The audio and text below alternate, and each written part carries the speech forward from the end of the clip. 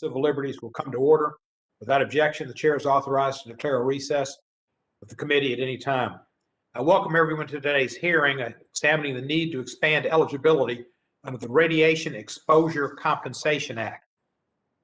Before we begin, I'd like to remind members that we have established an email address and distribution list dedicated to circulating exhibits, motions, or other written materials that members may want to submit during this hearing.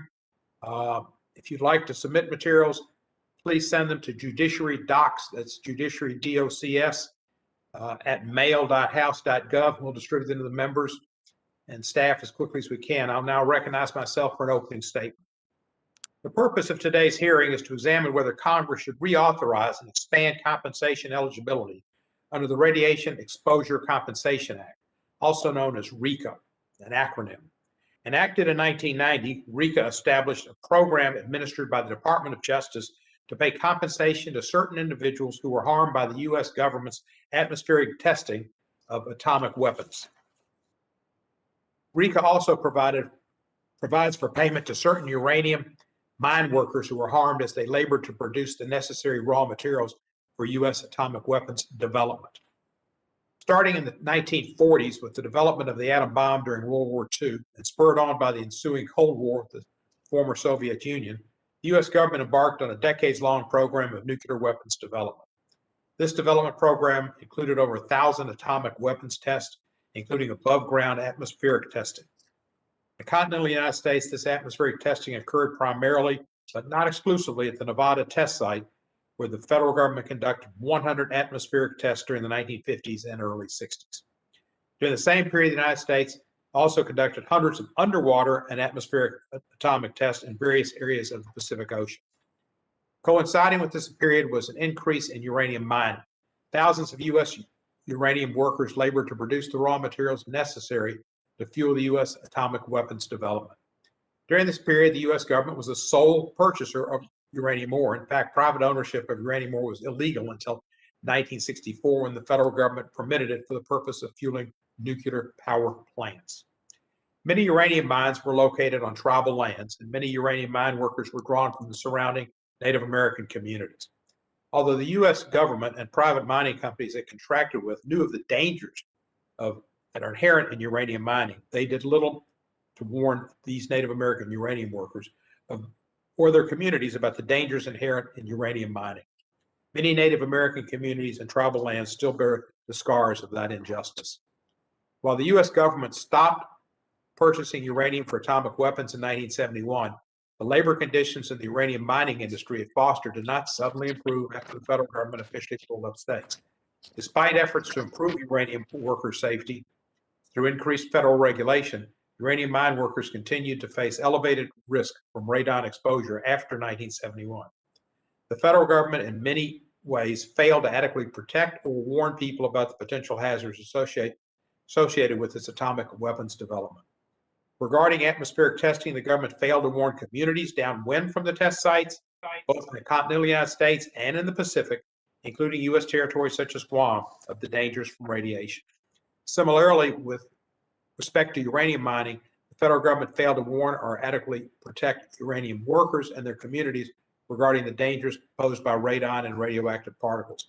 Indeed, the government in many cases failed to warn or adequately protect its own personnel present at atmospheric testing sites, or those who years later were sent by the government to clean up those radioactive testing sites.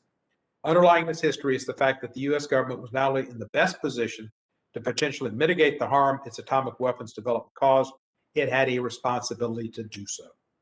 Congress passed RECA over 30 years ago to acknowledge that fact, as well as the fact that while the whole country may have benefited from the purported security resulting from the development of atomic weapons, certain individuals and communities disproportionately bore most of the harms and risks that came with it. Yet many individuals affected by the U.S. government's harms that I described remain ineligible under the RECA program.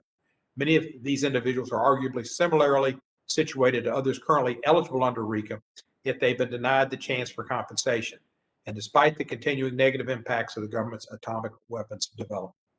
As we consider the question of whether Congress should revise eligibility requirements under RECA, I would encourage the subcommittee to carefully consider the testimony we gathered today, as it is an issue that has deeply affected the lives of many, including some of our witnesses that will be joining us. I'd like to thank our colleagues on one of our colleagues on the Judiciary Committee, Representative Greg Stanton, and our former House colleague, now Senator Ben Ray Lujan, for their leadership on this important issue. I'd also like to acknowledge the leadership of Senator Mike Crapo, who chaired a similar hearing in 2018 before the Senate Judiciary Committee, for his leadership on this issue as well. I thank all of our witnesses for being here and look forward to their testimony. And at this point, it's my pleasure to recognize the ranking member of the subcommittee, the gentleman from Louisiana, Mr. Johnson, for his opening statement.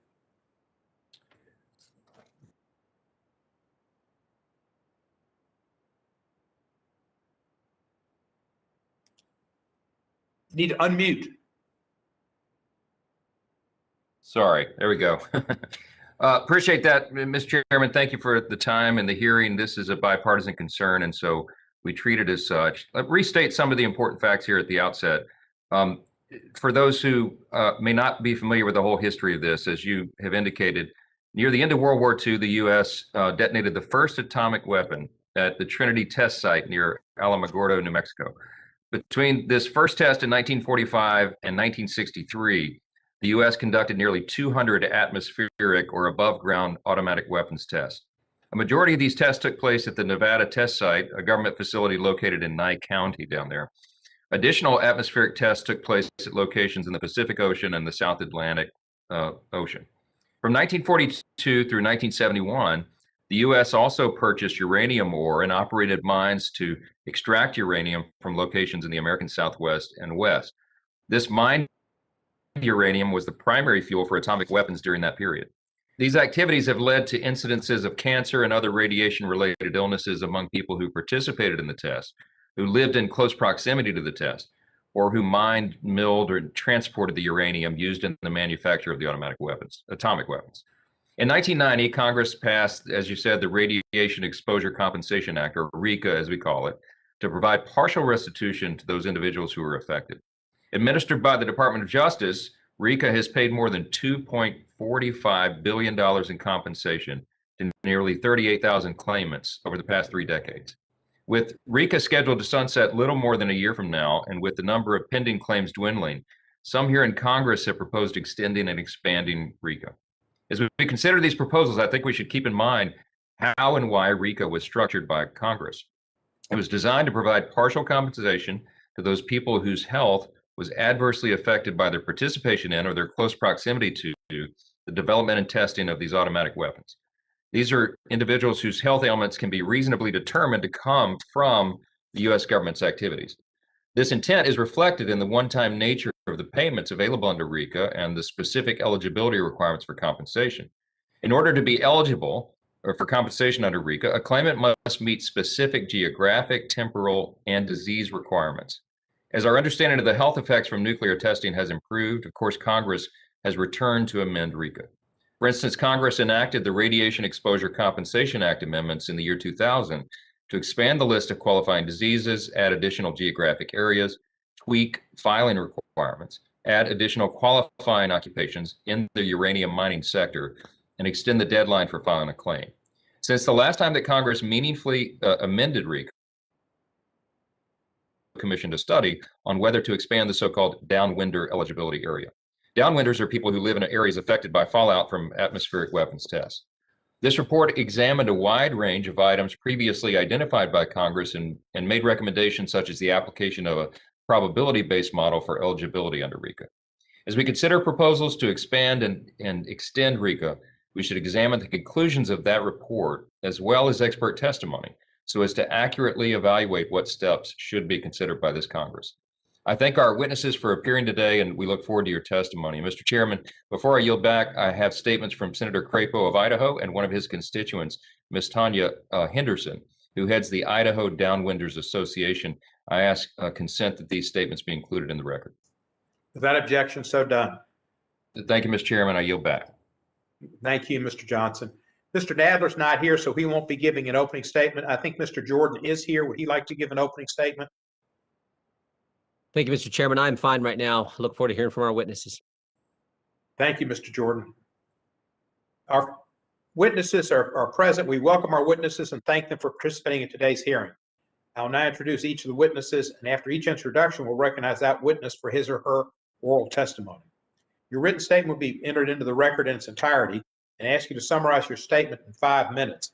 In the absence of a timing light as we have in the committee room, I will note orally when 5 minutes have elapsed and bang my gavel. There will be a timer on your screen, so please be mindful of it. Before proceeding with testimony, I'd like to remind everybody that you have a legal obligation to provide truthful testimony and answer to the subcommittee, and any false statement you make today may subject you to prosecution under Section 1001 of Title 18 of the United States Code. Today, we have 2 witness panels. On our first panel are 2 of our colleagues. Per our usual custom, we will not be asking them any questions. Our first witness is Senator Ben Ray Lujan. Senator Lujan represents the state of New Mexico in the United States Senate, having first been elected to that office in 2020. Previously, for 12 years, he represented New Mexico's 3rd Congressional District, the U.S. House of Representatives, and served as Assistant Speaker during his tenure in the House. Senator, when he was Representative Lujan, had a great interest in this issue, and unfortunately, the committee, which did a lot with other matters, did not get a chance to have a hearing. But he was certainly supportive and wanted to have this hearing, and I'm pleased that he's here today. Senator Lujan, you're now recognized for 5 minutes. Thank you, Chairman. And before I begin, Mr. Chairman, I ask unanimous consent to enter into the record a statement from Senator Orrin Hatch, a sponsor of the original Radiation Exposure Compensation Act amendments. Without objection, that shall be done. Thank you, Mr. Chairman. To you and to all the members, to the ranking members, thank you for holding this hearing. And I want to also recognize Chairman Nadler for the work they're doing, and Mr. Johnson, who are not able to be with us today, for holding today's hearing to discuss the need to expand eligibility under the Radiation Exposure Compensation Act. I also want to thank Chairman Nadler for joining me to meet with downwinders and uranium miners last summer. They appreciated your commitment and the conversation. So, Mr. Chairman, while there's been a bit of history shared, I want to make sure that I'm emphasizing some of it. 75 years ago, rural New Mexico became ground zero for the detonation of the first nuclear bomb at the Trinity test site. Henry, who was 11 years old at the time, he was living in Tularosa, New Mexico with his family. And that morning, he said he heard a large blast and saw a great flash of light. He said, "I got so scared." He wrote that he thought the world was coming to an end. Francisco, another witness of the Trinity test, said there was a large cloud in the shape of a mushroom. We realized later that the backs of cattle had turned white, as though they had suddenly aged. The test was a total surprise to us. We were not even informed that the detonation was going to take place even after the test. No one communicated with us in regards to this major occurrence. That atomic bomb, Gloria wrote to me, has caused anguish to so many people in New Mexico. The people from New Mexico have suffered physically, mentally, and financially, and we are all here in hope that you'll find a way to help us. While the Trinity test ushered in the start of the atomic age, it also marked the beginning of sickness and suffering for generations of people who lived and grew up in the Tularosa Basin, or worked or lived in uranium mines and worked in those areas. For example, you can still find a high level of contaminants downstream from the Jack Pile uranium mine in Laguna Pueblo, New Mexico. This was the world's largest open uranium pit. As President Jonathan Nez of the Navajo Nation will share with his testimony, the Navajo people continue to suffer from the legacy of uranium mining, 525 abandoned mines, and the largest hazardous waste spill that occurred at the Church Rock site in 1979. Thousands of New Mexicans who worked in uranium mines face unsafe and dangerous conditions. So, Mr. Chairman, one of the questions I ask is, the first bomb that was detonated on American soil in New Mexico, the largest open uranium pit, one of the largest tragedies that occurred with uranium tailings, why are these communities not included in downwind designation? I invite you to listen to the story of Cipriano Lucero, a uranium miner from Grants who recently passed away. He wrote, "My respiratory protection consisted of a single paper mask per shift, and the mask was useless after the first hour or so because it was covered in yellow cake. Most of the rest of the shift, I used a bandana to cover my face, but that stopped little of the yellow cake dust from being inhaled. There was no real protection from overexposure to radiation in the yellow cake area. To help those Americans who sacrificed so much for our national security, Congress passed the RECA in 1990 and later broadened the scope in 2000. Unfortunately, RECA currently leaves behind too many New Mexicans and people all across America. This includes downwind communities from the very first nuclear test in New Mexico. It's just not right. And this is just one state. From 1945 to 62, the United States conducted nearly 200 atmospheric nuclear tests while building the arsenal that became the cornerstone of our nation's Cold War. Downwinders in Idaho, Colorado, Montana, Nevada, Utah, and Guam still await justice. The mining and processing of uranium ore, which was essential to the development of weapons, was conducted by tens of thousands of workers from across the country. Far too many of these workers are now sick and dying and were not included in the original designation of RECA. It's why we all have to come together. These people deserve justice. That's why I've been proud to work on this issue in the House, and I'm now proud to work with Senator Crapo in the Senate. It's a matter of fairness. When this legislation is reintroduced in the House, I urge the committee to act on it. Mr. Chairman, I'll leave you with this. I had one elder Navajo woman who made the journey to Washington, D.C. to testify. And she asked Congress one simple question. Are you people waiting for us all to die so the problem goes away? Remember those words from Gloria. We hope that you will find a way to help us. Mr. Chairman, we came together in a bipartisan fashion and we passed the Zadroga Act. It was the right thing to do for fellow Americans. We came together and we passed legislation to protect people from exposure that serve our country, veterans, soldiers, from the burn pit exposure. It was the right thing to do for fellow Americans. We can work on this issue with RECA. Let's work together to make sure we're not leaving our fellow Americans behind one more day. I thank the committee for their work. I look forward to working with you, and I pray that we can get this done. With that, Mr. Chairman, I yield back. Senator, let me thank you for your passion and your explanation. We had a busy agenda last year, and I had only a cursory perspective of this issue and thought of it as a local issue. It's not a local issue. It's a national shame. And I hope you will forgive me for not finding space to schedule this hearing when you importune me to do so. Mr. Chairman, you always fight for people and you make a difference in their lives. That's very gracious of you. It's not necessary. We're here today, and I know that we can find bipartisan path forward to get this done. I appreciate your words there, sir. Thank you, sir. Appreciate it. Our next witness is Representative Greg Stanton. Congressman Stanton represents the 9th Congressional District of Arizona, having been elected to a second term in 2020. Previously, he served as mayor of Phoenix, Arizona for 6 years and as a member of the Phoenix City Council for 9 years. Congressman Stanton, you're recognized for 5 minutes. Thank you very much, Mr. Chairman, Chairman Cohen, Ranking Member Johnson, and distinguished members of this subcommittee. I want to say thank you for the opportunity to speak about an important issue that impacts the lives of tens of thousands of people in my home state of Arizona. For far too long, residents across northwestern Arizona have been forgotten and victimized by the federal government. In fact, today's hearing is the first time in more than 2 decades that many Arizonans, known as downwinders, have even had the opportunity to be heard in the House of Representatives. I'm hopeful that because of your leadership, your support, today's hearing will be a much needed turning point in the decades-long pursuit of justice for downwinders who have suffered for the sake of our national security. Let me provide a little background. From 1945 to 1992, as part of our nation's Cold War deterrence efforts, the federal government conducted more than 1,000 atomic weapons development tests. Nearly all of them were detonated at the former Atomic Energy Commission Nevada test site, which is about 160 miles northwest of Kingman, Arizona. Of the tests done at the Nevada site, 100 were atmospheric tests, which means they were detonated above ground and created far-reaching nuclear fallout. The largest atmospheric test yielded an energy force equivalent to 74,000 metric tons of TNT. To put that in perspective, that is 5 times greater than the atomic bomb dropped on Hiroshima. Visually, those tests were about 150 times greater than the port explosion we all saw in Beirut last year. The sheer sight of these tests were a marvel. And there's a reason I want you to think about the visual here.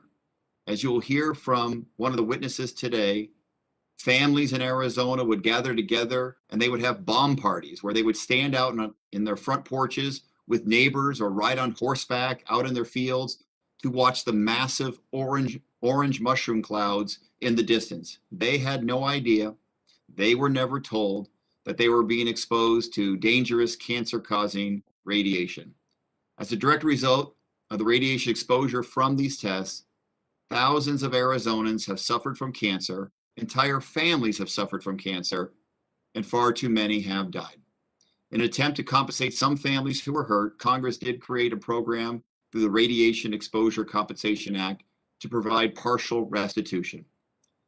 But affected residents living in two of the closest counties east of the test site, Mojave County, Arizona, and Clark County, Nevada, were not included in the original designated affected area to receive compensation. For these families, it is a cruel injustice that ignores the reality that they have lived for decades. National Cancer Institute research shows that Lower Mojave County and Lower Clark County have even higher rates of radiation exposure compared to other parts of the country that are already covered by RECA. And the Arizona Department of Health Services reports that Mojave County has one of the highest average cancer rates in our state from 1990 to 2001. As a member of this committee, I have worked tirelessly to right this historic wrong and to advocate on behalf of these Arizonans. And my office has heard an outpouring of stories from families and loved ones that highlight the impact nuclear testing has had on their lives. Matt Capalbi, a third-generation Mojave County resident, told me his father was a county doctor for nearly 40 years. Growing up there, everyone thought it was normal for adults to be diagnosed with cancer in their 30s and 40s. Danielle Stevens, a lifelong Mojave County resident, shared that 32 members of her extended family have been diagnosed with cancer, and nearly 20 of them have died of cancer before reaching the age of 55. These are stories of family after family in Mojave County, Arizona. Time is running out for these Americans, and it's long past time that the federal government take responsibility for its actions. It's time for Congress to take a hard look at the boundaries created under RECA so that those living in Mojave County and Clark County can finally receive the justice that they deserve.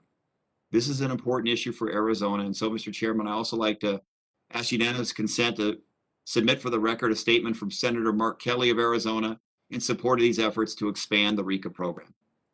Today, both sides of the aisle have a shared responsibility to get this right, and make no mistake, this is a bipartisan issue. I know there are members of the minority party in this Congress who care about this issue just as much as I do. So thank you again, Chairman Cohen and Ranking Member Johnson, for holding this important hearing and allowing me the opportunity to share these stories with the subcommittee. I yield back. Thank you, Congressman Stanton. I appreciate your bringing this issue to us again this year, and appreciate Mr. Kelly. Do you have a statement from him to be entered into the record, Senator Kelly? Yes, I do, Chairman Cohen. Without objection, it should be entered into the record. Thank you.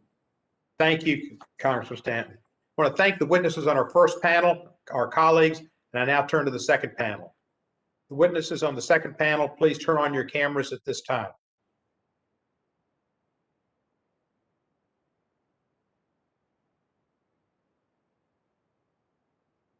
I presume we've had enough time.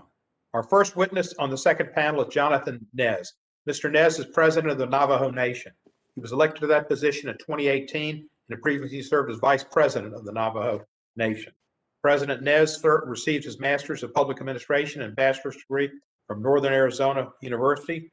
President Nez, you're now recognized for 5 minutes. Yate, Chairman Cohen, Ranking Member Ross, and subcommittee members. I appreciate the opportunity to testify before the subcommittee on the Radiation Exposure Compensation Act, passed by Congress in 1990 and amended in 2000. My name is Jonathan Nez. I am the president of the Navajo Nation.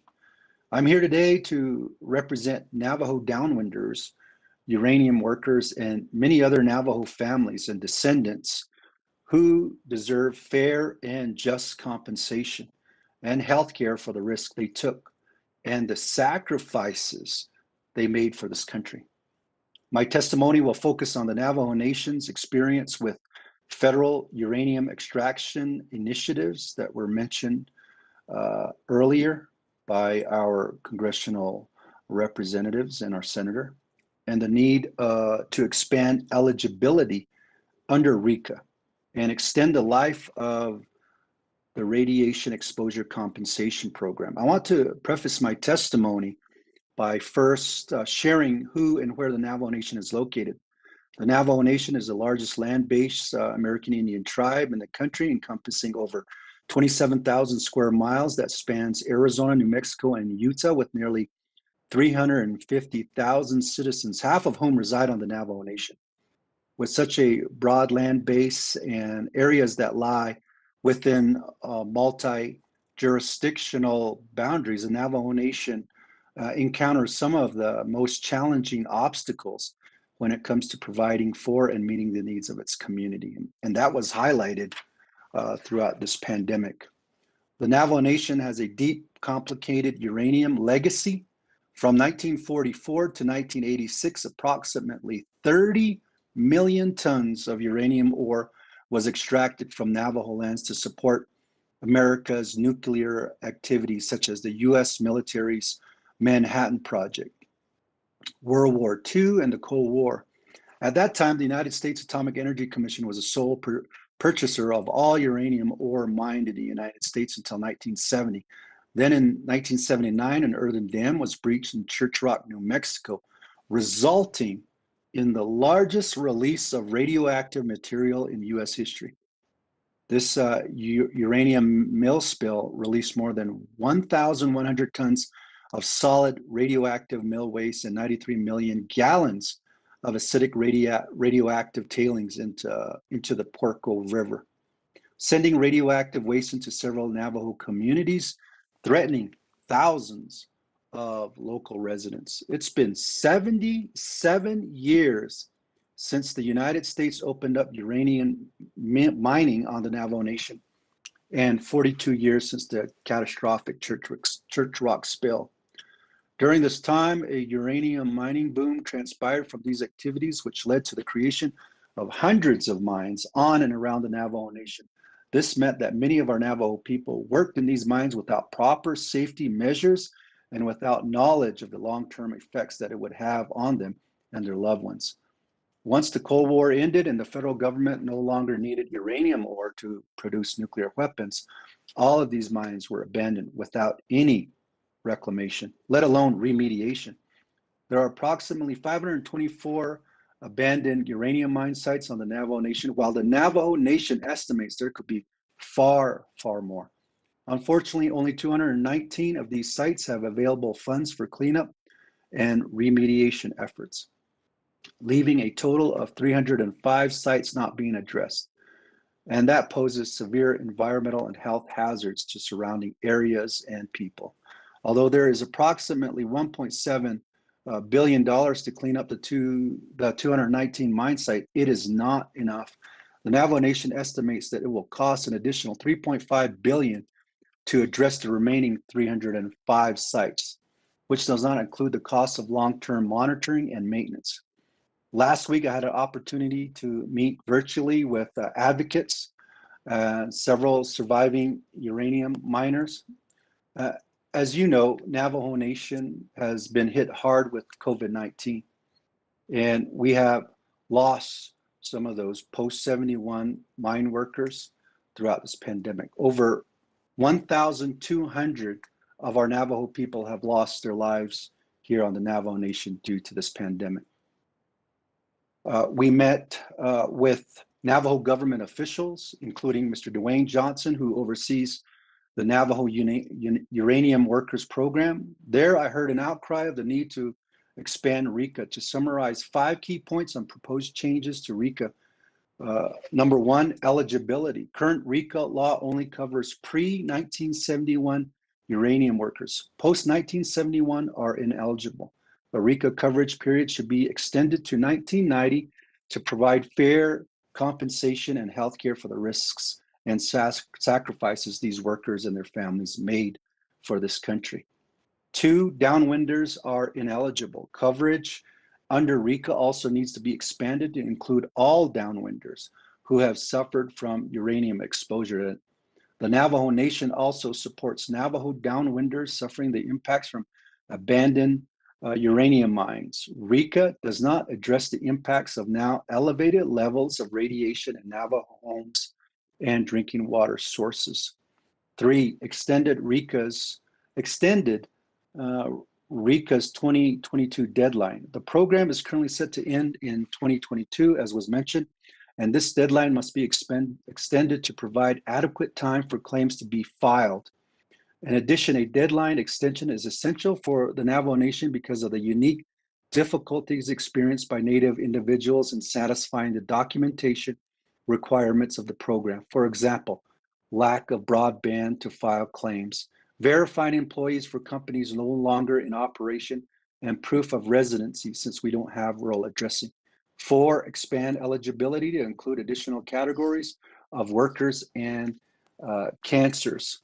RECA coverage also should be expanded to include additional categories of uranium mine workers, such as core drillers and Department of Energy remediation workers. Currently, only underground and surface workers are included.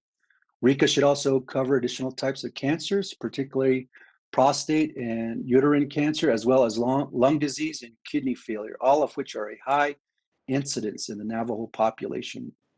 5, increase compensation cap to a $200,000 minimum. The original cap of $100,000 per individual must be increased to at least $200,000 to provide any fair measure of compensation as recommended in previous Mr. President, your 5 minutes has been up for a while, and I just never stopped a president. All right. Well, I'm We have sorry. to act- Mr. Chairman and members of the committee, one final thought. Just thanking the Navajo Uranium Radiation Victims Committee that have worked tirelessly on that with the senators and the representative, Phil Harris, Tommy Reed, Harry Desidero, Mary Curley, Leslie Begay, and many others, including our very own Navajo Nation Council delegate, Amber Crotty. Thank you again for the opportunity to testify before the subcommittee. And I'm open to answering any questions you may have. Thank you.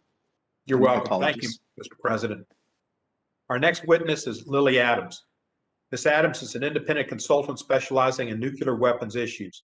She's the founder and coordinator of the Nuclear Voices Project, which builds connection between nuclear policy organizations and nuclear frontline communities and seeks to amplify issues of nuclear justice. She has done consulting work for the Union of Concerned Scientists and its global security program as a member of the board of directors of the Arms Control Association. Ms. Adams holds a bachelor's degree from the University of California, Berkeley in Society and Environment. Ms. Adams, you are recognized for 5 minutes.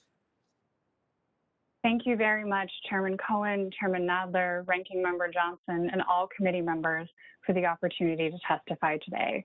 I would like to thank the many individuals who have supported this testimony, including many members of impacted communities, my colleagues at the Union of Concerned Scientists, and a number of other researchers.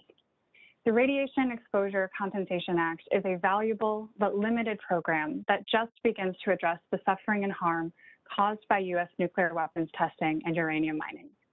Between 1945 and 1963, the U.S. government conducted more than 200 above-ground nuclear weapons tests. 100 of the tests were at the Nevada test site, about 65 miles northwest of Las Vegas. This exposed people near the site and across the United States through inhalation of radioactive debris and ingestion of contaminated foods, especially milk. Starting in the 1940s, the United States also greatly expanded uranium mining and processing for the nuclear weapons program in sites across the western United States. Workers were exposed to radiation from gas and dust in the mines and processing sites. RECA begins to address the legacy of harm caused by testing and mining by offering a governmental apology and providing one-time compensation of $50,000 to $100,000 to individuals with specific diseases presumed to have been caused by radiation exposure. Compensation is available to some nuclear testing downwinders, to people on site during tests, including veterans, and to some uranium workers. RECA was established in 1990, minimally expanded in 1992, and again in 2000. But it has not been updated in 20 years, and meanwhile, people have been suffering while waiting for compensation.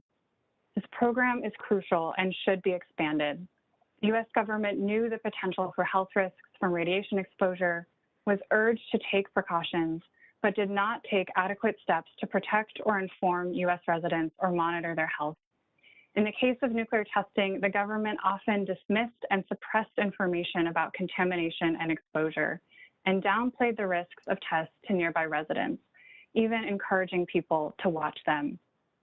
Uranium workers were also not told about their deadly working conditions, and the U.S. government generally did not enforce even simple safety measures, such as adequate mine ventilation, even after receiving explicit recommendations to do so, and even after miners began getting sick and dying at alarming rates. Without their knowledge or consent, many thousands of people paid the ultimate price, their health and their lives, to allow the United States to produce nuclear weapons. In 1982, over 1,000 downwinders sued the U.S. government seeking compensation for these harms. The federal court ruled that the government had indeed been negligent in monitoring offsite exposures and informing people of the risks. However, the ruling was overturned by the U.S. government, which asserted it could not be held liable, which in part led Congress to finally create RECA. But RECA in its current form has many shortcomings. Most urgently, RECA is set to expire in July of 2022. After that, no claims can be made. This is unjust, both because cancers caused by this radiation exposure can take decades to appear, and because some still do not know they are eligible due to insufficient community outreach and assistance. Additionally, compensation amounts for RECA have remained unchanged over the last 30 years and are minimal, often not even covering the costs of cancer care. RECA does not cover uranium workers after 1971, even though the U.S. continued to purchase domestically produced uranium and working conditions continue to gravely threaten worker health. Multiple studies provide strong evidence that the full population of people who are exposed through nuclear testing are not currently covered. As a result, proposals have been put forward to add parts or all of Idaho, Montana, Colorado, New Mexico, Utah, Nevada, Arizona, and Guam to the program. In addition, while RECA currently covers people who were on site for nuclear tests, it does not cover the veterans and civilians who cleaned up radioactive material left behind by tests and nuclear accidents. Finally, the list of presumptive diseases and eligible occupations should be reviewed and updated to reflect the latest scientific research. In summary, RECA is currently falling short. These communities who have suffered decades of painful cancers and other illnesses, often devastating whole families, even whole communities, deserve compensation and care from their government. We have an opportunity to help them. While I'm grateful to be able to provide an overview of these issues, I also urge the committee to read the testimonies of these community members who have experienced this issue firsthand.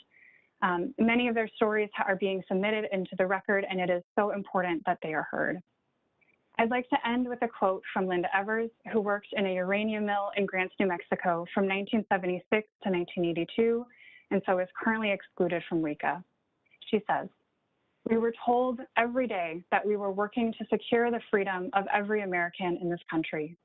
And it seems that it is a harsh reality that the country we gave our lives for continues to ignore us now when we need our government to help us." Thank you. Thank you, Ms. Adams. Appreciate your life's work and your testimony. Our next witness is Jean Bishop. Ms. Bishop is a member of the Mojave County, Arizona Board of Supervisors, where she represents Supervisor District 4. She has held this position since the year 2014. A number of other public service positions throughout her career, including as Deputy Sheriff and Sergeant at the Mojave County Sheriff's Office, a Commander of the Mojave County Air Search Squadron, and a Captain in the Chloride Volunteer Fire Department. Ms. Bishop holds a degree in Applied Science from Mojave Community College, as well as a number of other professional and technical certifications. Ms. Bishop, you're recognized for 5 minutes. Thank you, Mr. Chairman and members of the subcommittee, and thank you for the opportunity to provide this testimony this morning. As you noted, my name is Jean Bishop, and I am the Supervisor at District 4, Mojave County Board of Supervisors here in Arizona. My testimony is unique in that my statements are on behalf of the citizens of our county and also individually, as both my family and I have been impacted by the nuclear testing conducted at the Nevada Proving Grounds. For years, the Arizona congressional delegation has supported legislation that would amend the RECA to recognize the many Mojave County residents that worked and lived downwind from the nuclear testing sites and were adversely affected by the radiation exposure was generated by this ground nuclear weapons testing that occurred outside of Las Vegas, Nevada. In addition, the Board of Supervisors has adopted 4 different resolutions supporting federal legislation and requesting amendments to be made to the radiation exposure screening and education program. With the pending expiration and hopefully renewal of RECA, now would be the perfect time to amend the boundaries of the covered areas and include all of Mojave County, which coincidentally is a neighboring county located to the east of Las Vegas, Nevada. But I wanted to tell you a little bit about my personal story, which begins when I was just a baby. Atomic explosions filled the sky near my family home outside of Las Vegas, Nevada. It was in the early 50s when my family lived downwind from the government nuclear test sites and later moved to Mojave County. Between 1951, which was my birth year, and 1963, the United States government, through the Atomic Energy Commission, detonated hundreds of these nuclear bombs near our home in the Nevada desert. Over and over, my parents were told that the testing was safe as our family stood on the front porch and watched in horror as the sky filled with dust. Well, at the time, we were encouraged to celebrate the advances of our government, and we did. Unfortunately, we were blind to the fact that radioactive fallout would kill and sicken numerous members of our family. Regrettably, the radioactive fallout not only impacted our family, but families for hundreds of miles surrounding the test site. My immediate family members that were impacted include my oldest sister, Judy. She died of a brain cancer in 1968. I was diagnosed with breast cancer in 2013, and during my treatment a year later, my sister was diagnosed with breast cancer in 2014. And then my husband was diagnosed with prostate cancer, and that was in 1998. At last count, 32 people of my husband's family have died from various types of cancer. Currently, his younger sister, who was mentioned earlier by Congressman Stanton, Danielle Stevens, is in her final days fighting stage 4 colon cancer. My husband worked on the family cattle ranch during the testing period, and they all watched the clouds move from the test site downwind across the sparsely populated areas as they would ride their horses up on the mountaintops to watch. Everyone on the ranch was given radiation detectors by the government to wear on their clothes while they're out doing their cowboy duties. And this was to measure radioactivity. So the government knew that there was radioactivity being spread downwind. And the cowboys and the ranchers thought they were being patriotic and helping their country. Unfortunately, they were never provided the results of those measurements. So Congress created this RECA Act. It's a program that would provide partial restitution to individuals who developed illnesses after this radiation exposure. I'm certain that the committee members are aware that the act still doesn't include part of Clark County immediately adjacent to the testing site and the southern part of Mojave County, which is directly downwind, even though the cancer rates here are much higher. RECA has included counties that are further east and southeast to both Mojave and Clark counties. So you'll see behind me is a map that kind of points out the areas that RECA covers, and I see that I'm running out of time. So my question to the committee is how could this radiation fallout be so precise to miss portions of Clark County and Mojave County? Yet previous determinations found that counties located further east were more substantially impacted by the nuclear testing. So, Mr. Chairman and subcommittee members, I respectfully request that you extend RECA and expand the coverage area to include Clark County and Mojave County. Thank you for your time, and I yield. Thank you, Supervisor Bishop. Our next witness is Scott Simondera. He is an analyst in disability policy with the Congressional Research Service, a position he's held since 2005. He's testified on at least 5 prior occasions before various congressional committees, including a 2014 field hearing entitled The Forgotten Downwinders Amending the Radiation Exposure Compensation Act to Remedy an Injustice. Mr. Simondera received his PhD and MA in political science from Michigan State University and his BA from the University of Maryland, College Park. You are now recognized for 5 minutes, sir. Thank you, Chairman Cohen, Vice Chair Ross, Ranking Members Jordan and Johnson, and members of the subcommittee. My name is Scott Simadera, and I'm an analyst at the Congressional Research Service. Thank you for inviting CRS to testify at today's hearing on the Radiation Exposure Compensation Act, or RECA, and possible expansions of RECA eligibility. A longer statement has been submitted for the record.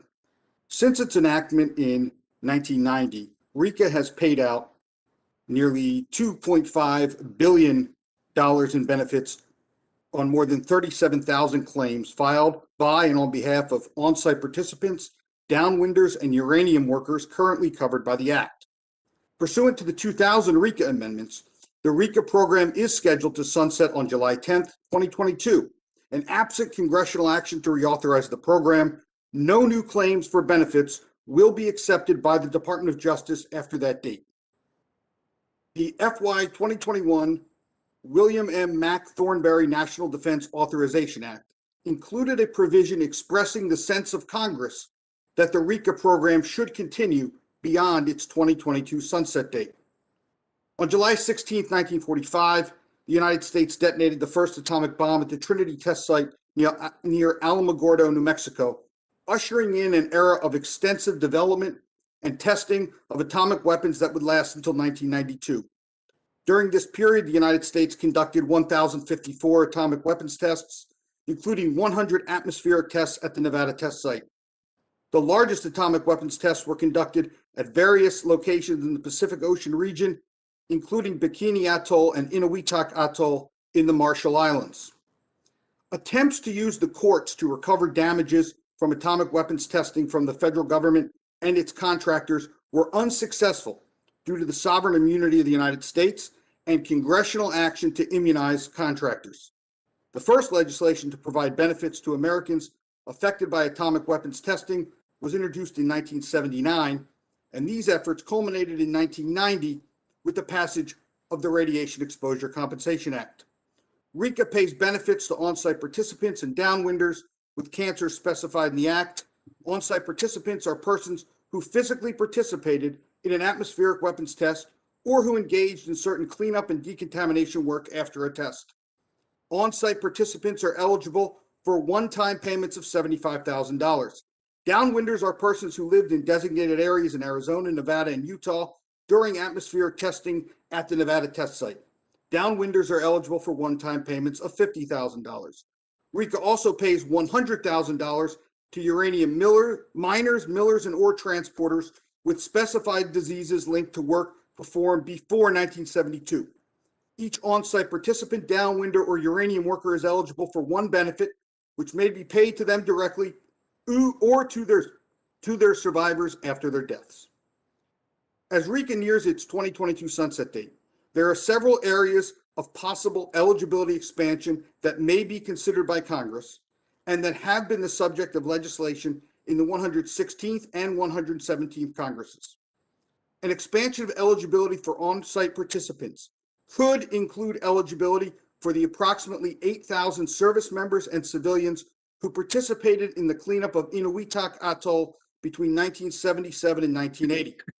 The geographic eligibility for area for downwinders related to the Nevada tests could be expanded to include areas such as the southern portions of Clark County, Nevada, and Mojave County, Arizona, that are not currently part of the downwinder area.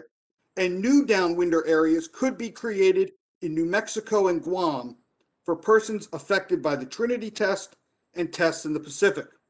The eligibility of uranium workers could be expanded to cover work performed after 1971, when the federal government's purchasing of uranium for the atomic weapons program ended and uranium mining and processing was largely conducted for commercial customers. More detail on each of these expansion proposals, including possible opposition to these proposals based on a congressionally mandated report by the National Research Council and the legislative intent of the RECA legislation, is covered in more detail in my written testimony. This concludes my testimony. I would be happy to answer any questions from the subcommittee. Thank you for your faithful federal employment and your testimony today. Our final witness is Tina Cordova. In 2005, she co-founded the Tularosa Basin Downwinders Consortium. The consortium's mission is to bring attention to the negative health effects suffered by the victims of the first nuclear blast on Earth that took place at the Trinity site in south central New Mexico, and to pass amendments to the Radiation Exposure Compensation Act to bring health care coverage and compensation to the people of New Mexico who have suffered with the health effects of overexposure to radiation since 1945. She's a cancer survivor, having been diagnosed with a thyroid cancer when she was 39 years of age. Ms. Cordova holds a Master of Science and a Bachelor of Science degrees from New Mexico Highlands University. She majored in biology and minored in chemistry. Ms. Cordova, you're recognized for 5 minutes. Good afternoon, Chairman Cohen, Ranking Members Jordan and Johnson, Senator Lujan, members of the subcommittee, and Representative Stanton. It's an honor and a privilege to provide this testimony on behalf of the many people I represent, not only in New Mexico, but across the United States and the Pacific Islands, like my sisters and brothers in Idaho and Guam. Thank you for inviting me to participate. I want to especially acknowledge our champion, Senator Lujan. I firmly believe this hearing is a result of your dogged persistence and dedication to this issue. You told us that you would stand with us, and you have lived up to your word, sir, and we honor you. My name is Tina Cordova. I'm a native New Mexican, a downwinder, and a cancer survivor. I'm also a community organizer and the co-founder of the Tularosa Basin Downwinders Consortium, or TBDC for short. We've been working for 16 years to bring attention to the negative health effects suffered by the people of New Mexico as a result of their overexposure to radiation from the first atomic bomb test that took place at the Trinity site in New Mexico on July 16, 1945. The Trinity test was the culmination of the top secret Manhattan Project. Most people know the history of the project and the test, but few people know anything of the ensuing destruction of human health that took place after the test. It is our hope that through this testimony and the written testimony already submitted, each of you will become more informed of the toll this took on the American citizens that lived in close proximity to the test site. Our ultimate goal is for the U.S. Congress to acknowledge the sacrifice and suffering of their fellow Americans and extend health care coverage and compensation to the people of New Mexico and other downwinders through amendments to the Radiation Exposure Compensation Act. The U.S. government has always described the area around the Trinity site as remote and uninhabited, but we know from census data that there were an estimated 40,000 men, women, and children living in a 50-mile radius to the test site. There were ranching families that lived as close as 12 miles. The bomb at Trinity had some unique qualities that produced significant fallout. It was the only bomb ever tested on a platform 100 feet off the ground, and it was highly inefficient. A full 10 pounds of plutonium with a half-life of 24,000 years went up in a fireball that exceeded the atmosphere and penetrated the stratosphere. For days, a radioactive ash fell from the sky and settled on everything: the soil, in the water, in the air, on the plants, and on the skin of every living thing. It was a public health disaster of grand proportions. People also lived off the land. They had no running water, and they used cisterns to collect rainwater for drinking, cooking, etc. They depended on the earth, the soil, the water to produce all the food they ate. They had gardens and orchards, and they raised animals for food. We were never warned before or after the test about the dangers of the bomb. It is patently false that those in charge of the test didn't know the people living in the small communities around the test site would be harmed. They did, but they chose secrecy and then denial over the well-being of American citizens, and it cost those citizens their lives, their futures, and their economic security. Most people affected were Hispanos, indigenous people of color, including those living on the Mescalero Apache Reservation, 40 miles east of the test site. The most difficult truth we must all face is the fact we had casualties from the Trinity test, and they were our babies. There was a sharp rise in infant mortality after the Trinity test. Babies in New Mexico were dying at an alarming rate. When we were losing our babies and it was reported to the government, we were refused assistance. This is unconscionable and actually a total outrage. The test was the beginning of the end for so many people. people like my own father, who was a 4-year-old child living in Tularosa, a village about 40 miles south of the Trinity site. As a result of his overexposure, he paid the ultimate price for simply being a child raised in a downwind community. My father, Anastasio Cordova, died after suffering for more than 8 years with 3 different cancers for which he had no risk factors. He didn't smoke, drink, use chewing tobacco, or have any viruses. Yet he developed 2 distinctly different rare oral cancers along with prostate cancer. My father was a strong man in mind and body. He grew up that way, always living in the shadow of his own father, who was killed in Germany during World War II. As a result of my father's first cancer, he had to have part of his tongue removed at the base of his throat. He had a feeding tube for over 18 months because he couldn't swallow. My father, who had the most amazing voice, couldn't sing anymore or whistle, which is what he did as he went about his days. He recovered only to develop prostate cancer, and then after 8 years, another cancerous lesion on the front of his tongue. We couldn't believe it after all he had been through. My father fought the good fight, but he lost his battle to cancer. I will never forget the day he told me he was ready to die. He couldn't speak anymore, and he mouthed the words. I was with my dad that March evening when he took his last breath. It forever changed me. I am not the same person. I often weep as I think about it. As I deliver this testimony, I am currently assisting my dad's older sister, who's 81 years old, prepare for breast cancer surgery and follow-up treatment. Cancer and the horrific treatment associated with it is well known to her. Unfortunately, she lost her husband and her brother, my dad, within a few months of each other to cancer. There is no doubt my father and his sister were overexposed to high levels of radiation from the Trinity test. It also damaged and altered their DNA. Those genetics were passed on to me, and it may be why I developed thyroid cancer when I was 39. Or it may be because I and all the people of New Mexico were exposed to radiation as a result of the testing that took place at the Nevada test site, well documented through the summer of 1962. Living in rural New Mexico, we can never get treatment at home because there are no medical facilities in the small towns where we live. New Mexico has the highest per capita use of Medicaid to access health care coverage of any state in the United States. We know from surveying downwinders that many of them use Medicaid to cover Ms. Cordova, your time is way over. I'm going to ask you some questions. Can I just close, sir? The late, great Congressman John Lewis, a treasured colleague of yours, once said, when you see something that is not right, not fair, not just, you have to speak up. You have to say something. You have to do something. We totally agree with Congressman Lewis. We firmly believe there is a moral and ethical imperative to right this wrong. We believe that after carrying this burden for over 75 years, we should be granted the same treatment as other downwinders received through RICA. There is a path to healing for us and for all the downwinders left out. It starts with the recognition of our service and our sacrifice to our great nation, and is complete only when we are afforded the exact same care and coverage as other downwinders. Not one dime more, not one dime less. Thank you, sir. Thank you, Ms. Cordova. Thank you. We will now proceed under the 5-minute rule with questions.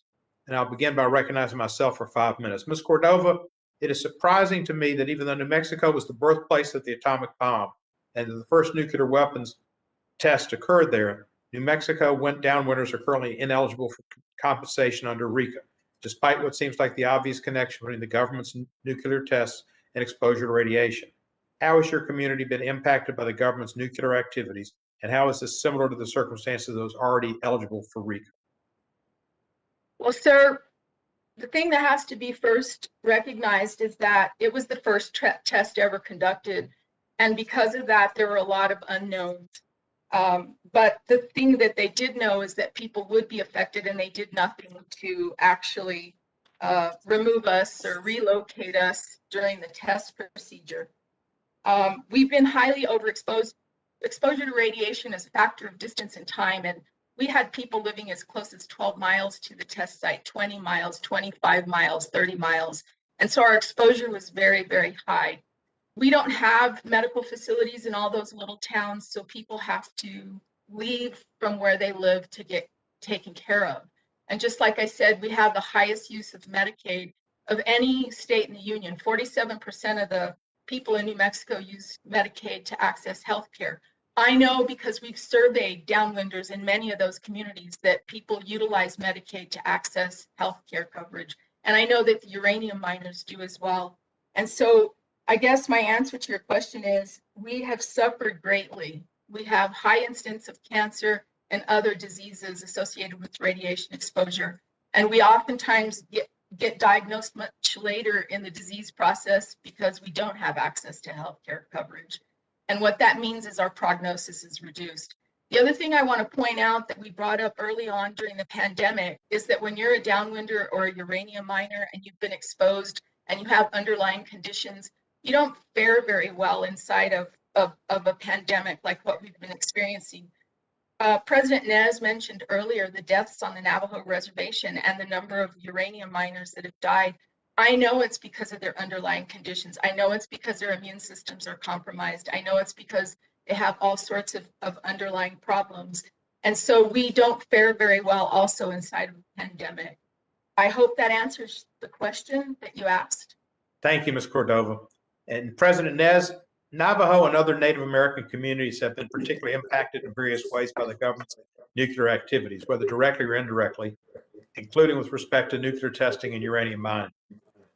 How is the uranium mining industry, which is fostered by the U.S. government, impacted not only individuals who work in the uranium industry, but also their communities?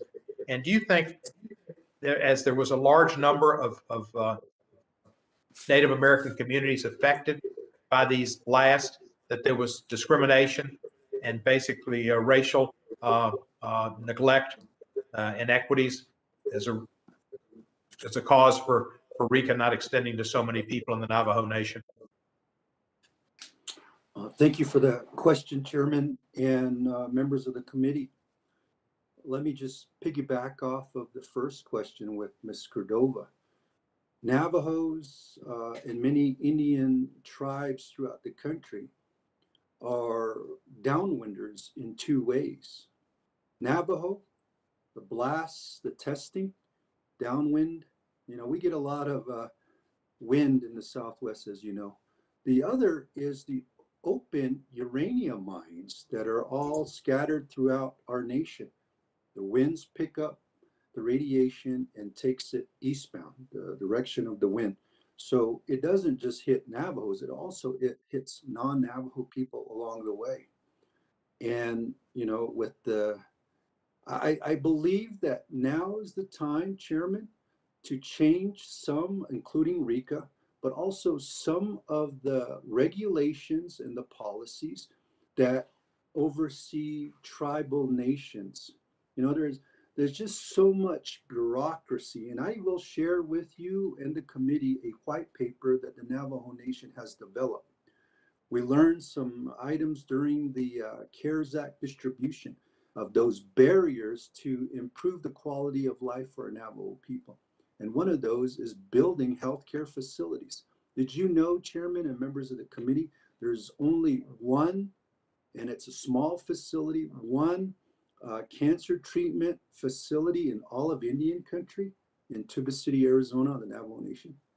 And I just wanted to end my comments with that. And I think there's going to be an opportunity here for more economic and community development, especially with and I appreciate the committee and the Congress for approving the American Recovery, American Rescue Plan Act, and also the discussion about infrastructure, because we need infrastructure here on Navajo. So thank you, Chairman, members of the committee.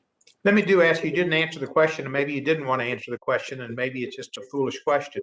But do you think, is there any racism concerning Native Americans? There's been neglect for hundreds of years, and there's been all kind of, I mean, we took your land. That was where we started. It's a bad place to start. But do you think that was part of why this hasn't been as fair as it should be? Well, look at it this way, Chairman and members of the committee. In the most powerful country in the world, 30 to 40% of our Navajo people don't have running water. So there's a problem here in this country. And I appreciate the national media attention to educate the US citizenry and also to educate members of Congress. And so, yeah, there is some racism, if you want to call it that, some inequalities based toward people of color. And of course, I think more so because I see it every day, more so here in Indian country. Thank you, Chairman. Thank you, Mr. President. I can see why you're Mr. President. I've taken up my 5 minutes. Mr. Johnson, would you like to, are you available for questioning? I am, Mr. Chairman. You're recognized for 5 minutes, sir. Thank you. Had a couple of questions for Mr. Semendera, but before I do that, I just wanted to reset the table. There's been a lot of facts and figures that have been shared here in the last hour or so. So, Mr. Semendera, just at the outset, can you briefly describe, just for us to reset, the three main groups that are eligible for compensation under RECA? Certainly, Congressman. The three main groups are on-site participants. These are people who were physically present at one of the atmospheric tests. It could have been at Trinity, New Mexico, at Nevada test site, or at one of the locations in the Pacific. They were on-site during the test, or they were on-site in the 6 months after the test performing cleanup work or performing decontamination work on equipment, or in the Pacific, on the naval ships that were involved. So that's on-site participants. That's $75,000 one-time payment. Downwinders are people who lived in the designated areas adjacent to or near the Nevada test site during periods of atmospheric testing, either for 1 or 2 years in the 1950s or for the entire duration of testing in the summer of 1962. The downwinders are eligible for $50,000. And the final category are uranium miners, millers, and ore transporters who worked before 1972 and who have specified diseases. The uranium workers are eligible for $100,000. In addition, there is a separate law called EOCPA, the Energy Employees Occupational Illness Compensation Program Act, that is administered by the Department of Labor. Under EOCPA, the uranium workers, only the uranium workers, are eligible for additional benefits and medical benefits. But those are not provided by RECA, those are provided through EOCPA. So those are your three categories and an overview of the benefits available. Very good. So you mentioned the uranium workers. Now, let me ask about the other category, the on-site weapons test participants. Are there other federal agencies that they're eligible to receive benefits from, or other federal laws?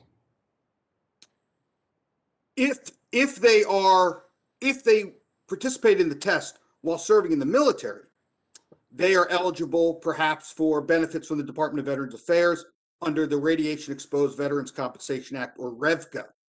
And there is an offset so that they cannot receive the full amount of both RECA and veterans benefits. There is an offset there. But generally, no, for on-site participants, the only federal compensation would be through RECA. That other law that I mentioned, EOCPA, while it does cover some of the same areas, for example, the Nevada test site is also an EOCPA site, that is for those involved in the development, not the testing. So the actual building, manufacturing of the weapons.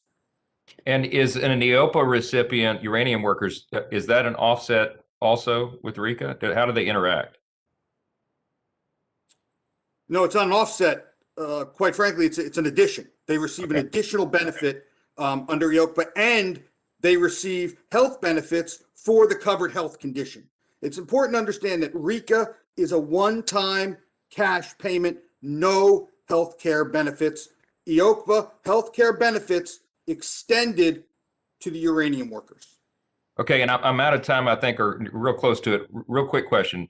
Do you have a rough... You've got a minute to go. You've got a minute. Thank you, Mr. Chairman. Thank you. Do you have a rough estimate of the number of individuals who are eligible for RECA compensation who haven't yet received it? I don't have that information. I think that is a factor of outreach efforts. Remember, many of the claimants now, and certainly the Department of Justice would be the best source of this data. We're now dealing with, in many cases, claimants who are children or even grandchildren of downwinders, on-site participants, or uranium workers. And many of them may live outside of the Southwest at this point. They may not have even heard of this program, or they may have only just heard of it. There is a process by which you have to apply, gathering evidence, which can take time. But an estimate of how many are sort of still out there that haven't been reached, I think that would best come from the Department of Justice as the program administrator. But is it fair to say, and I know I'm near out of time now, but is it fair to say that some of the ailments and diseases that come from this would be passed through the bloodstream? In other words, they're genetic, so that even a grandchild might have a valid claim, or is that a disputed fact? Well, that certainly second generation or even third generation factors. There's certainly been scientific research on that, but that is not part of RECA eligibility at all. A grandchild is only applying on behalf of the grandparent. Thank you for the clarification. I yield back. Thank you, Mr. Johnson. Ms. Ross, the Vice Chairman of the committee, is recognized for 5 minutes. Thank you very much, Mr. Chairman, and thank you so much to our colleagues for bringing this important issue to our attention, and to the chairman for holding the hearing. My question doesn't necessarily go to the nitty-gritty of who is eligible right now, but it goes to the long-term lasting effects of this program and the health consequences. And so first, Ms. Cordova, I wanted to know, how have the adverse health effects caused by the testing created further economic problems in your area? Thank you very much, Congressman Ross, for the question. I mentioned earlier that we don't have healthcare facilities in the small towns where we live, and New Mexico is very rural. And because of that, we don't get diagnosed or treated in the places where we live. What that means is we have to travel great distances for our care, sometimes out of state. Families have told me that they spend everything that they have to take care of their health. And honestly, I've had people tell me, I maxed out my credit cards, I took out my retirement, I have no assets left. My children are sending me credit cards so I can buy gas to get to El Paso for treatment. And most days I wish I would just die, so I'm not a burden to my family any longer. We don't have the opportunity to accumulate any kind of generational wealth. And as I said before, 47% of the people in New Mexico depend on Medicaid to access healthcare coverage. A great number of them are downwinders. We've collected over 1,000 health surveys from people so that we can document these stories, since our government's never done that. And it's amazing how many of them rely on Medicaid. They have no options. They've exhausted their options. And so if you have nothing to pass on, we get locked into a cycle of poverty that just continues. And this compensation would help in many ways. We are especially in favor of extending healthcare coverage because we think that's more important even than the one-time payout. But imagine if you have multiple members of one family sick at the same time, and it happens all the time with us. This becomes an enormous financial burden, and it's been a financial burden to families, to communities, and to our state, quite honestly. Okay. Thank you very much. Does anybody else want to address this issue from the perspective of either their tribe or their area, the ongoing economic strife caused by the health effects? If not, Mr. Chairman, I yield back. Thank you, Ms. Ross. Is there anybody on the Republican side seeking time? If not, who is Mr. Hank Johnson, I think, is recognized for 5 minutes.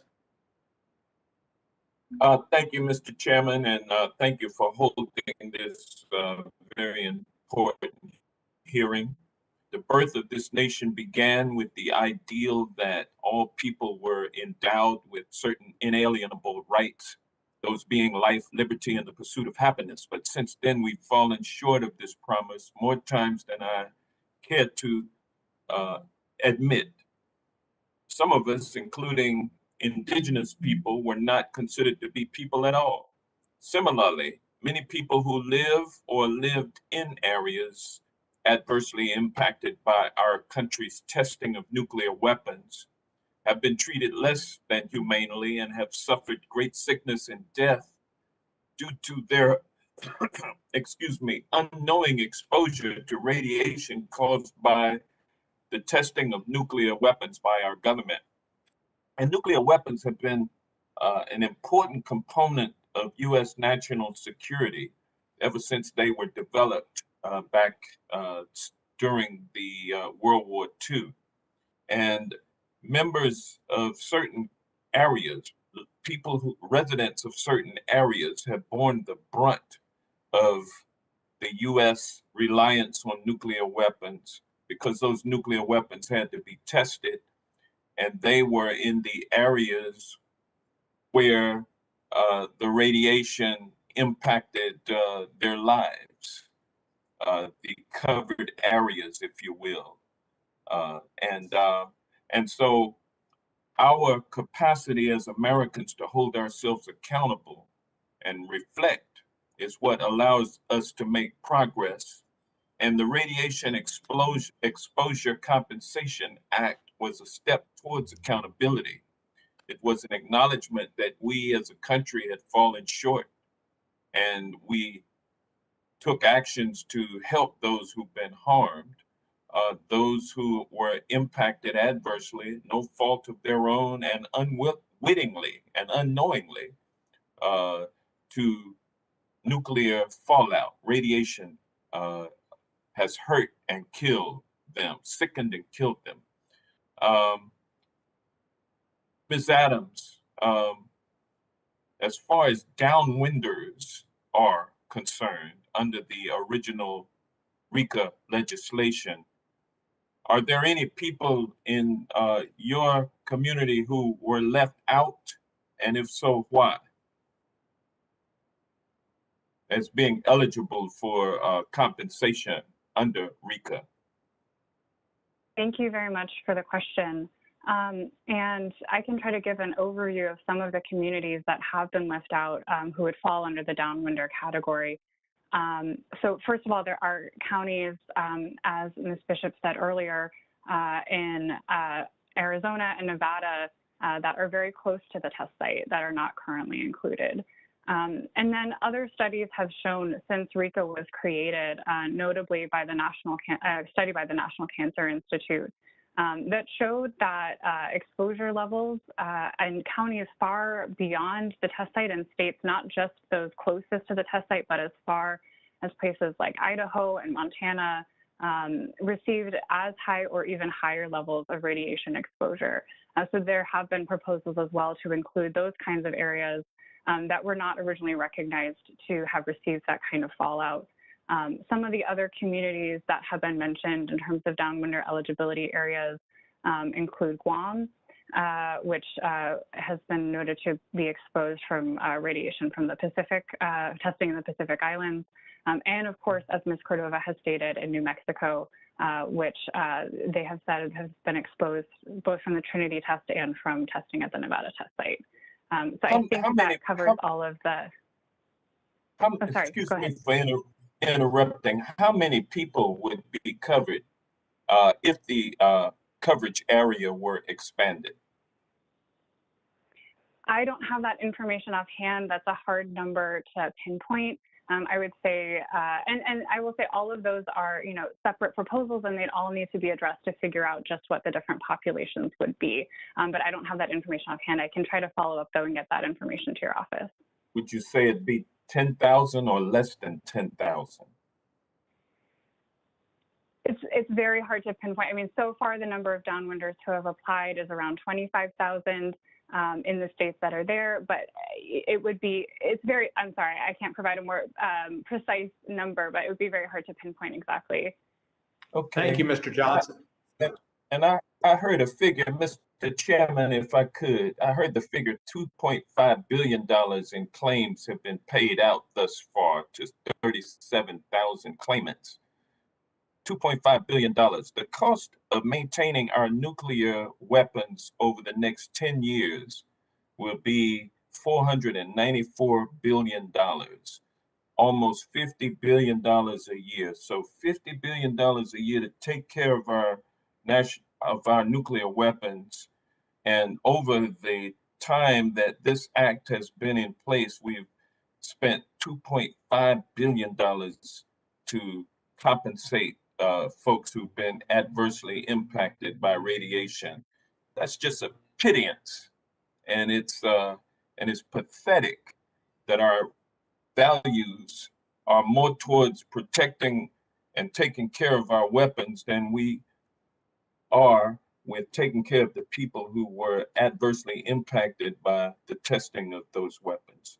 And with that, I'll yield back. Thank you, Mr. Chairman. You're welcome, Mr. Johnson. And Ms. Fishback, I owe you an apology. I didn't realize you were there. And if I would have recognized you then.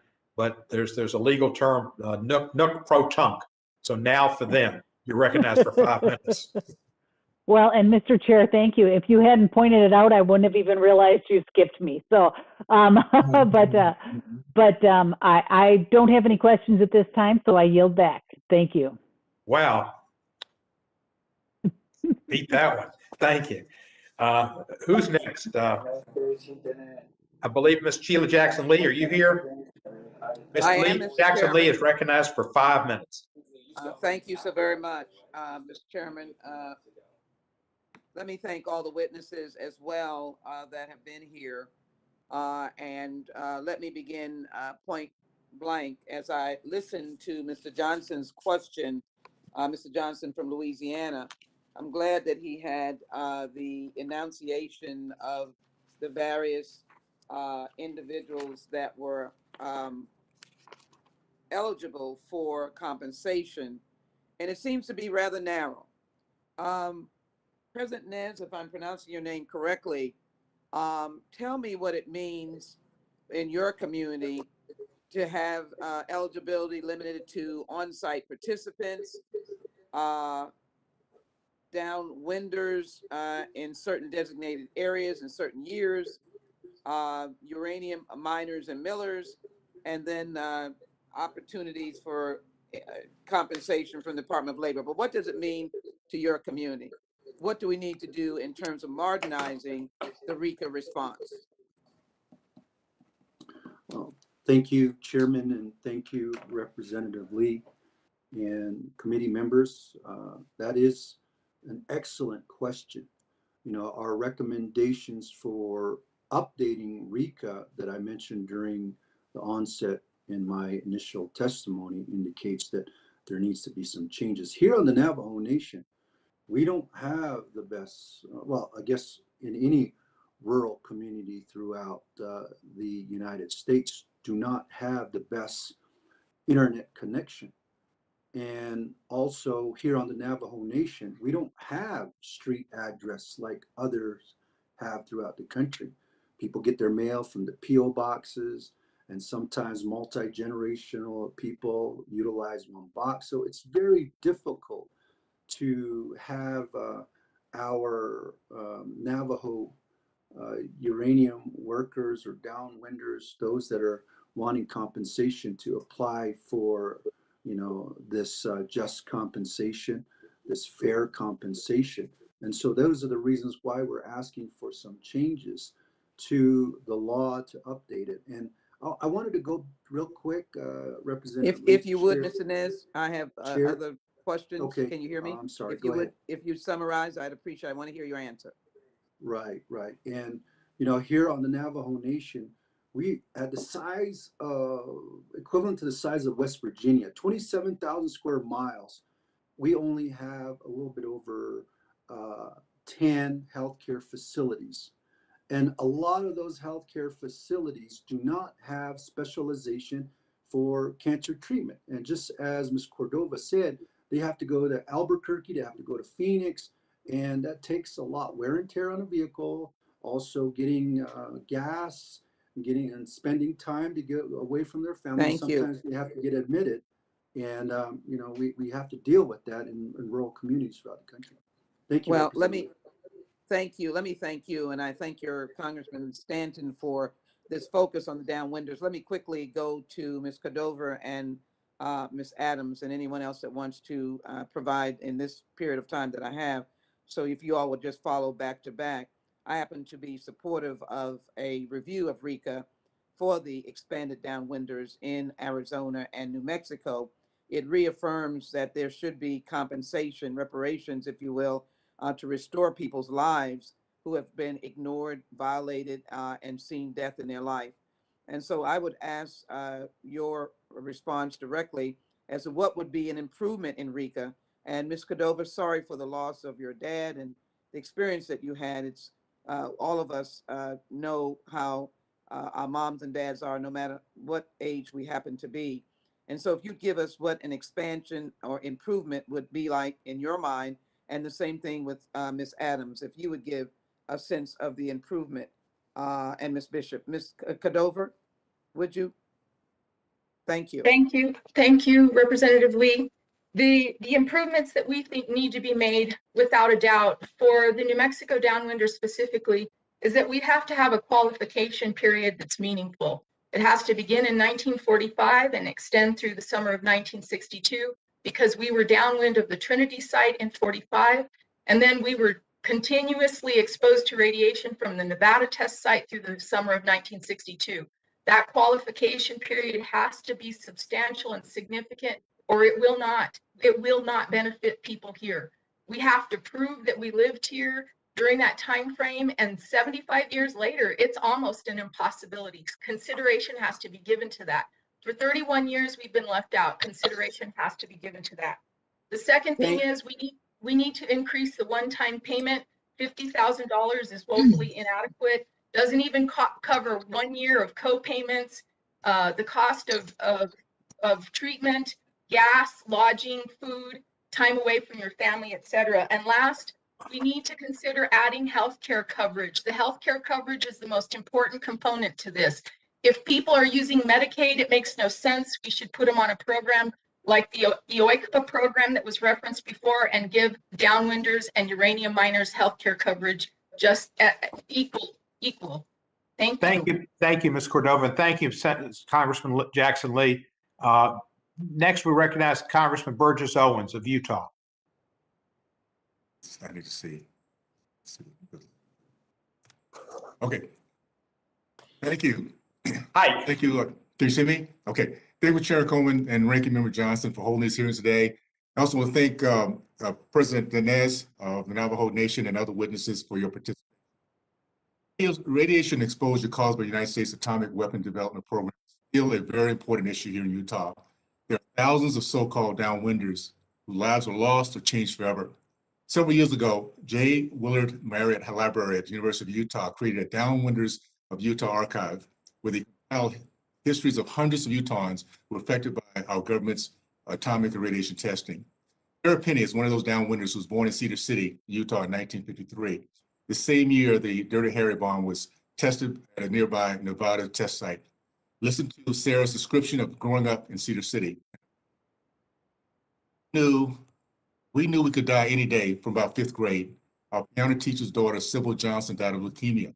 A steady stream of deaths followed. My grandfather, Paul Hoppin, had been out herding cattle near Enterprise, Utah when Dirty Harry went off. He got leukemia and died.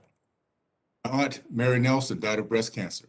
My cousin, Jeff Hoppin, had a bone marrow transplant from his brother and later died.